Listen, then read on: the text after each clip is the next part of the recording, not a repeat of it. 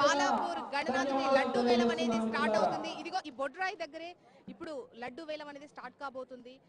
బాలాపూర్ గణనాథుడు బాలాపూర్ మాడ వీధుల్లో ప్రదక్షిణ చేయడానికి తిరుగు పయనమై ఇక్కడికి చేరుకొని ఇక్కడే వేలంపాట అనేది కొనసాగుతుంది. ఆ ట్రక్ మీదుగానే ఈ వేలంపాట అనేది కొనసాగేటువంటి అవకాశం ఉంది. 31 సంవత్సరాలుగా అప్రతిహతంగా కొనసాగుతున్నటువంటి లడ్డు వేలం మరి ఈసారి ఎంతకు పోతుంది అన్నటువంటి అంచనాల నడుమ 30కి పైగానే ధర పలికేటువంటి అవకాశం ఉంది అన్నటువంటి అంచనాలతో ఈగర్గా ఇక్కడ వెయిట్ చేస్తున్నటువంటి పరిస్థితి అయితే మనకు కనిపిస్తుంది రమణ.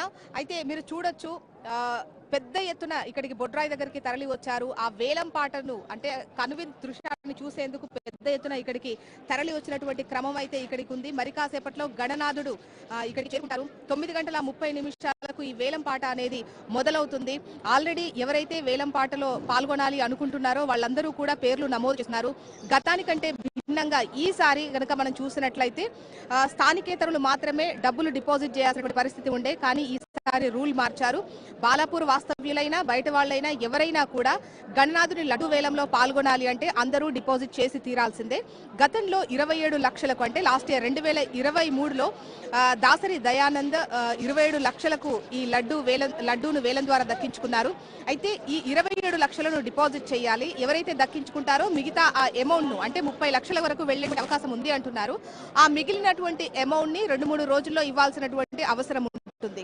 అయితే గతంలో స్థానికులకు మాత్రం ఈసారి వేలంపాట దక్కించుకుంటే నెక్స్ట్ ఇయర్ అంతా కూడా వాళ్ళు డబ్బు ఇచ్చేటువంటి అవకాశం ఉండేది. స్థానికేతరులు మాత్రం ముందుగా డిపాజిట్ చేయాల్సినటువంటి పరిస్థితి ఉండేది. బట్ ఇప్పుడు స్థానికులైనా స్థానికేతరులైనా ఎవరైనా కూడా బాలాపూర్ గణనాథుని లడ్డు వేలంలో పాల్గొనాలంటే మాత్రం అందరూ డిపాజిట్ చేసి తీరాల్సిందే. మరి చూడాలి ఈసారి 27 లక్షలకు పైగా అంటే రమారమి 30 లక్షల వరకు ధర పలికే అవకాశం ఉంది అని అయితే చెప్తున్నారు. చూస్తున్నారు కదా, అనౌన్స్మెంట్ అనేవి కూడా కొనసాగుతూ వస్తున్నాయి. మరి కాసేపట్లో బాలాపూర్ గణనాథుని లడ్డు వేలం అనేది అయితే ఉంటుంది. చేస్తున్నారు ఈసారి ఎంతమంది కొత్త వారు జాయిన్ అయ్యారు, ఎంతమంది మళ్ళీ గతంలో పాల్గొన్నటువంటి వాళ్ళు పాల్గొంటున్నారు అని 1994 450 రూపాయలతో మొదలై వందలు వేలు లక్షల్లో కూర్చున్నటువంటి పరిస్థితి. అయితే ఈసారి 30 లక్షల వరకు ధర పలుకుతుందన్న అంచనా. కొత్త వాళ్ళు 45 వాళ్ళ పేర్లు నమోదు చేసుకున్నట్టుగా చెబుతున్నారు. మరి ఈసారి ఆ లడ్డూను ఎవరు దక్కించుకుంటారు అనేది కొలను శంకర్రెడ్డి పేరైతే ఇక్కడ ప్రముఖంగా వినిపిస్తుంది. మరి చూడాలి. గతంలో కూడా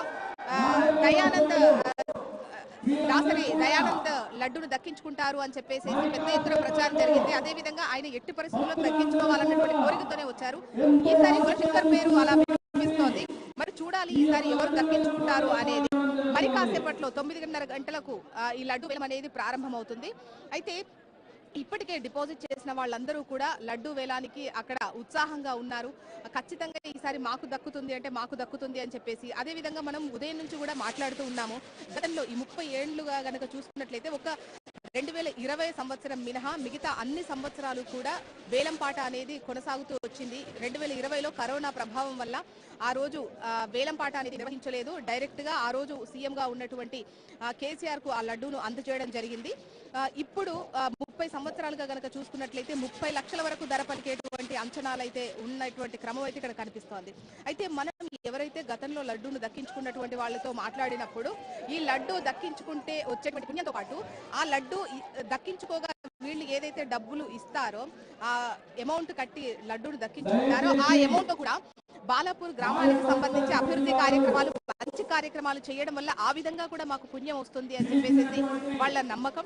అదేవిధంగా ఇక్కడ మనం చూసుకున్నట్లయితే కూడా ఇక్కడ స్కూల్ కావచ్చు, టెంపుల్స్ కు సంబంధించి కావచ్చు, మహబూబ్ నగర్ కు సంబంధించి, వరద బాధితులకు సంబంధించి కావచ్చు, ఈ విధంగా వారి సహాయ సహకారాలు అభివృద్ధికి సంబంధించి ఈ అమౌంట్ వాడడం అనేది కూడా ఇక్కడ ముఖ్యమైనటువంటి అంశంగా మనం మాట్లాడుకోవాలి.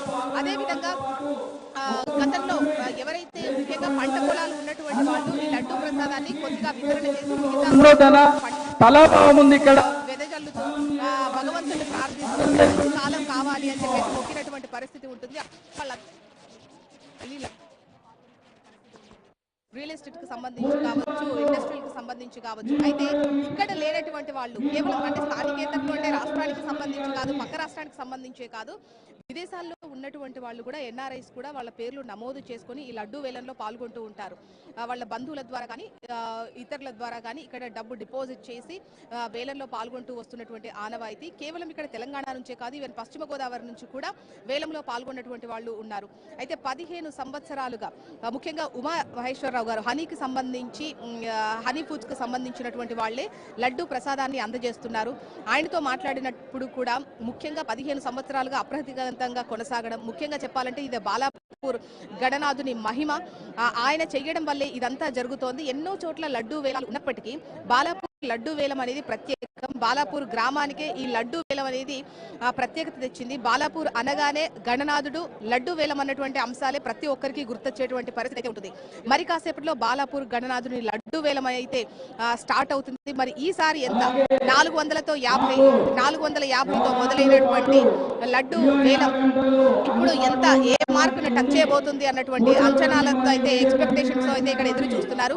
ప్రస్తుతం బాలాపూర్ పురవీధుల్లో గణనాథుడు శోభాయాత్రగా బయలుదేరి మరి కాసేపట్లో ఇక్కడ బొడ్రాయికి ఇక్కడికి చేరుకుంటారు. మరి కాసేపట్లో ఈ వేలం పాట అనేది ప్రారంభమవుతుంది. మరి చూడాలి ఈసారి ఎంత లడ్డు వేలం ధర ఎంతకు వెళ్తుందో చూడాలి.